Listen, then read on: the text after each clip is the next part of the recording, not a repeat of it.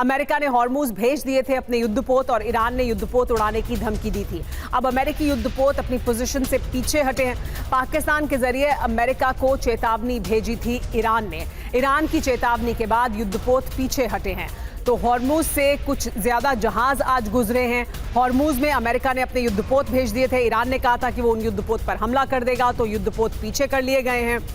बहुत से बातें ऐसी निकलकर अब सामने आ रही हैं जो लग रहा है कि ये जो आमने सामने की बातचीत शुरू हुई है, उससे बहुत पहले से जो ग्राउंड वर्क शुरू हो गया था, वो लगातार बातचीत आगे बढ़ रही थी और उसके तहत बहुत सी उपलब्धियां हासिल की जा चुकी हैं। हमारे साथ इस बीच गुलाम अब्बास जुड़ गए हैं पाकिस्तान से। पाकिस्तान के पत्रकार हैं। गुलाम अब्बास साहब, क्या जानकारी आपके पास? बताया जा रहा है कि आधा घंटा लगभग हो चुका है और आमने सामने की डेलीगेशन लेवल टॉक्स हो रही हैं, तो क्या अब सिर्फ अमेरिकी और ईरानी डेलीगेशन आमने सामने बात कर रहे हैं?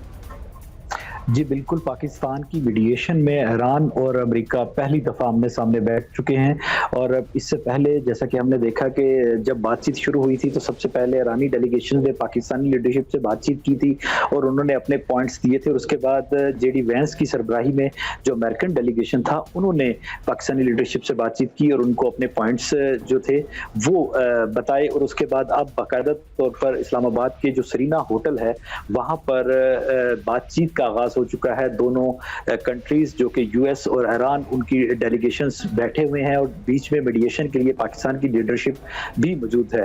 तो अब लगभग आधा घंटा हो चुका है। पाकिस्तान की तरफ से कौन मौजूद है? अगर इसके बारे में जानकारी हो तो पाकिस्तान की तरफ से कौन लीडरशिप का प्रतिनिधित्व कर रहा है?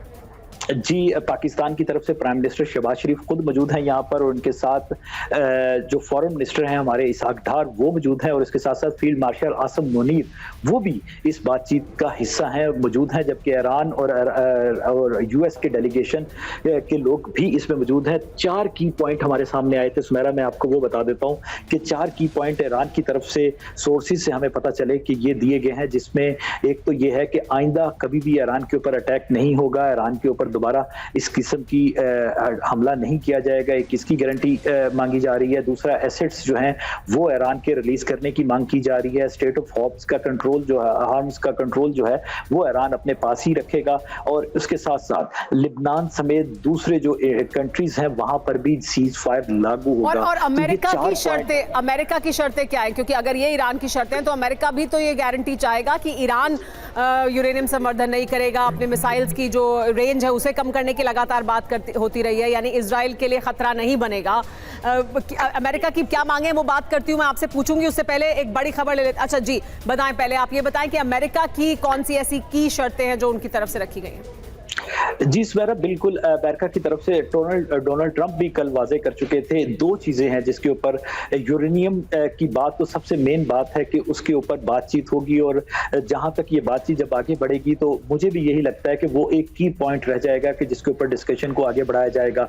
इसके साथ साथ स्टेट ऑफ हॉर्म्स की बात है कि अमेरिका चाहता है कि वहां पे टोल ना लगे और उसके कंट्रोल के ऊपर भी एक डिस्कशन होगी। ईरानी डेलीगेशन से एक बहुत मजा हुआ डेलीगेशन है जो कि गुलाम अब्बास, एक और बहुत अहम बिंदु है कि बातचीत क्या सिर्फ आज ही भर के लिए है? आज ही वापस लौट जाएंगे या ईरानी डेलीगेशन आज वापस जाएगा क्या, या ये बातचीत आगे भी जारी रहने वाली है? जी सुमेरा, ये डिपेंड करती है अब की बातचीत पे। जो अभी डायरेक्ट बात हो रही है, अगर ये किसी अच्छे पॉजिटिव सिमत में चलेगी तो ये बातचीत कंटिन्यू हो सकती है कल भी।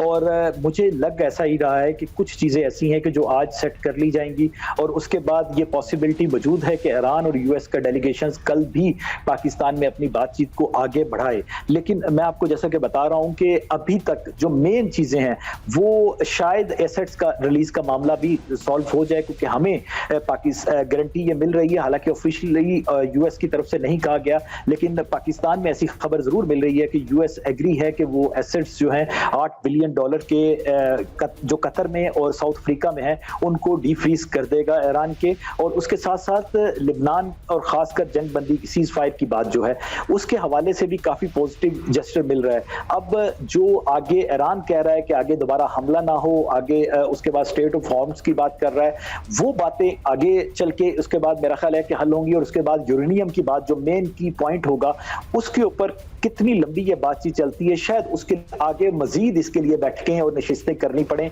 दोनों देशों को। लेकिन आप जैसा कि कह रहे हैं कि भले ही अमेरिका आधिकारिक तौर पर अभी कुछ नहीं कह रहा है और ईरान भी आधिकारिक तौर पर कुछ नहीं कह रहा है, लेकिन पाकिस्तान क्योंकि मीडिएटर की भूमिका निभा रहा है, पाकिस्तान के सामने दोनों अपना अपना पक्ष भी रख चुके हैं और बातचीत उसके जरिए हुई है।